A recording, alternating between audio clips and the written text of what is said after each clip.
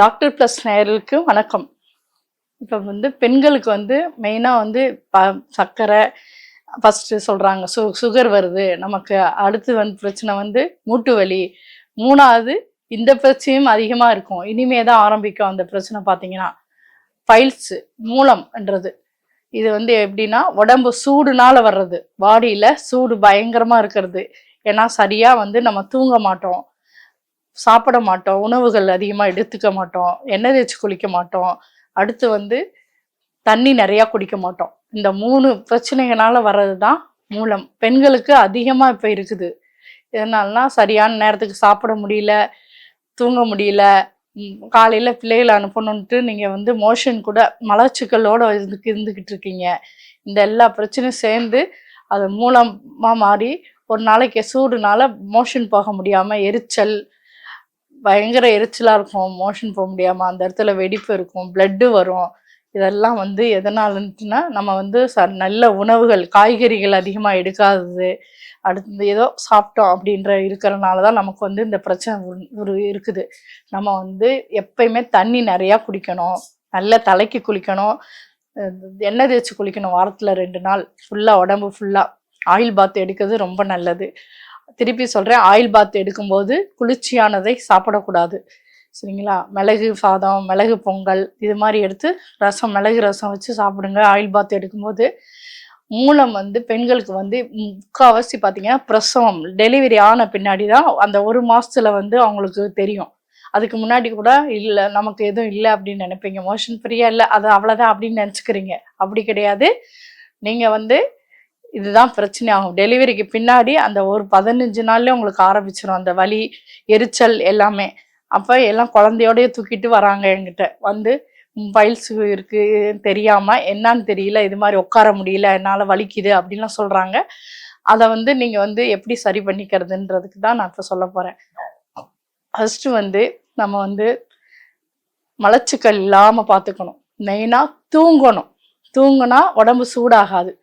உடம்பு சூடாகாமல் இருந்தால் தான் மலச்சிக்கல் இருக்காது. மலச்சிக்கல் இல்லாமல் இருந்தால் தான் நமக்கு இது மாதிரி மூலம்ன்றது இருக்காது.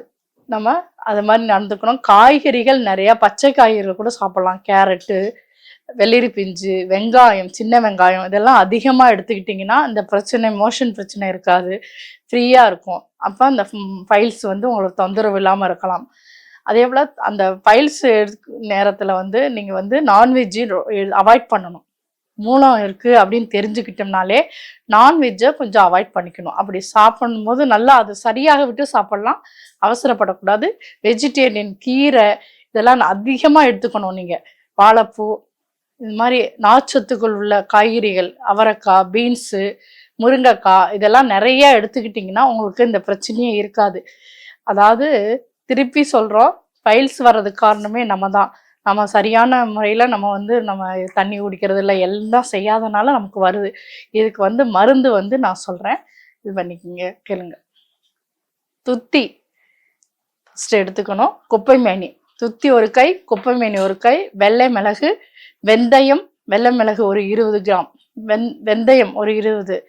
இது 3 எல்லாம் சேர்த்து காய வைக்கணும். துத்தியும் குப்பை மேனியும் பவுட்ராக்கி, இது 2ஐயும் பவுட்ராக்கி கலந்து 3ஐயும் சுடுதண்ணியில் போட்டு குடிச்சிட்டு வாங்க. உங்களுக்கு நல்ல ரிசல்ட் கிடைக்கும். மோஷன் ஃப்ரீயாக வச்சுக்கோங்க.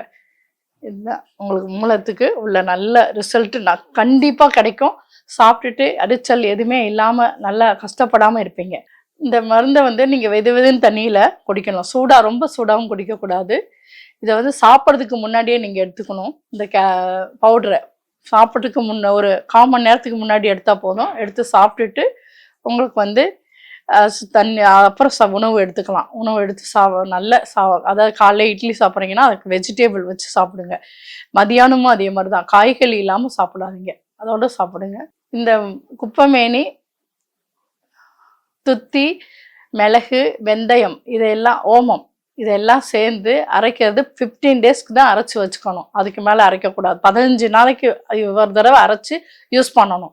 நீங்கள் ரொம்ப நாள் வச்சு அதை யூஸ் பண்ணக்கூடாது, அதனுடைய பவர் போயிடும், உங்களுக்கு வேலை செய்யாது மருந்து. அடிக்கடி 15 நாள் இந்த அளவு, அவ்வளோதான். உங்களுக்கு அதுக்கு மேலே நீங்கள் இது சாப்பிடக்கூடாது, வேஸ்ட் அது.